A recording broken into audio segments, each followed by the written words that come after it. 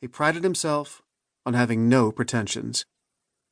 Stan distrusted women, although he was forever pursuing them, marrying them or keeping them as diversions from the pressures of his craft. The liberated woman would have appalled him.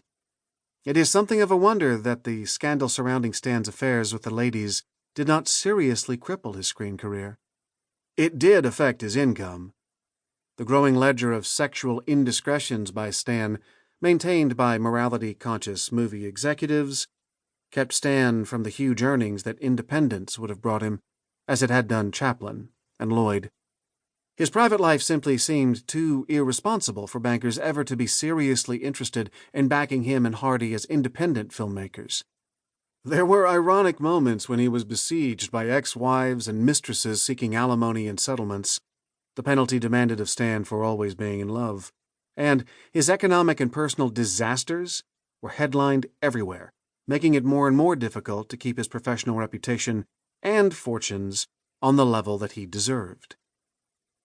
His off-screen life was chaotic at best and lurid at worst, yet he succeeded in his fundamental goal, making people laugh. For this he felt he was born, and in this he had no peer. It is no exaggeration to say that, universally, Laurel and Hardy have provoked more decibels of laughter than anyone else in films.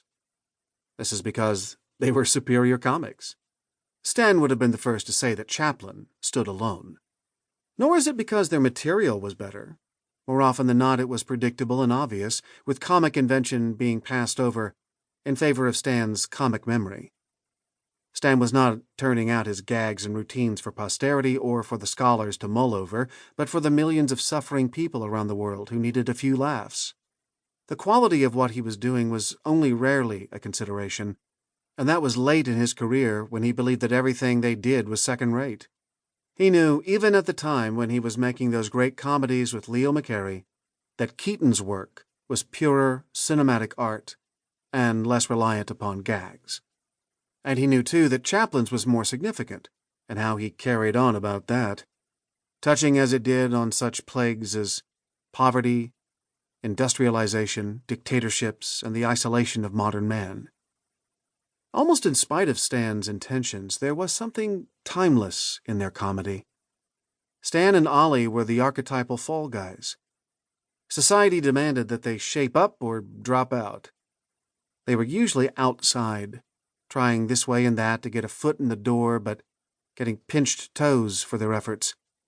Why they even bothered when those on the inside are made to seem so unattractive is a question never answered.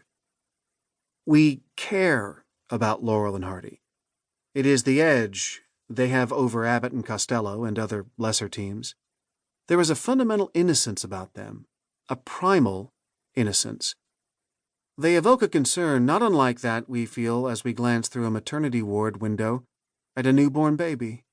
When Ollie gallantly tips his bowler to a passing lady, he truly means the gesture, and when he is repaid with a cold stare, he is devastated. Stan's smile seems to suggest that he possesses no memory of pain or previous miscalculations. The whimpering cry is nearly always provoked by bewilderment. During the Great Depression, when many normally successful men were jobless and when Stan and Ollie were actually filming Sons of the Desert, Them Thar Hills, and Way Out West, to name but 3 of 47 comedies they made during the 30s, most everyone suffered. Class and achievement barriers were destroyed, and the team's travails had a sense of pertinence and cockeyed reality for millions. Their appeal seemed strongest with those at the very bottom, the have-nots, and with those at the top.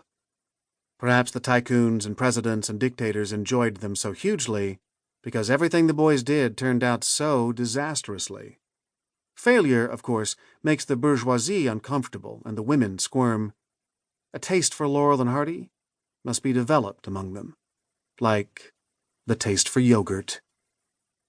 What is even more interesting and regrettable is the fact that as times improved with the outbreak of war in Europe and the Far East, war production sparking the economy to sudden life, Stan and Ollie were among the first victims of the new prosperity. Doubtless even Hitler regretted that. Certainly Mussolini did, since he